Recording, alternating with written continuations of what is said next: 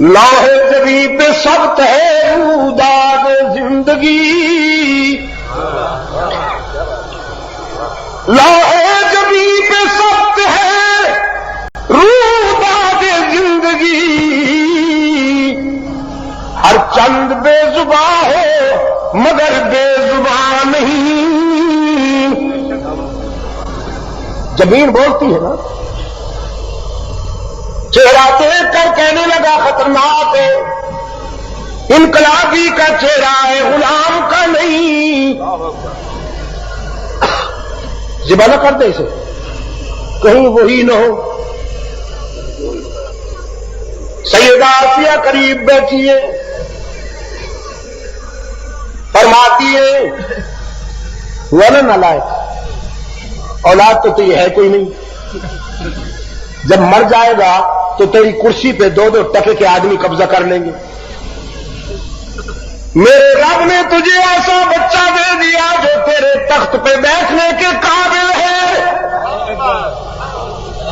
اسے اپنا بیٹا بنا لو، تیری آرزو کی تکمیل کرے گا، تیرے تخت کو سنبھالے گا، تیری کرسی پہ بیٹھے گا۔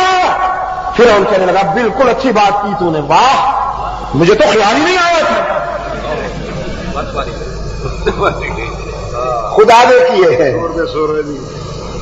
انسان بڑی عجیب شے ہے، بڑی عجیب شے ہے انسان، ماننے پہ آ جائے تو ایسوں کو خدا مان لیتا ہے، اور انکار کرنے پہ آ جائے تو اپنے رب کا انکار کر دیتا ہے۔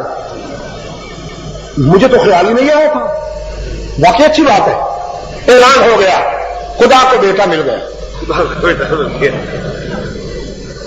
اور خدائی میں جشن کا اعلان ہو گیا۔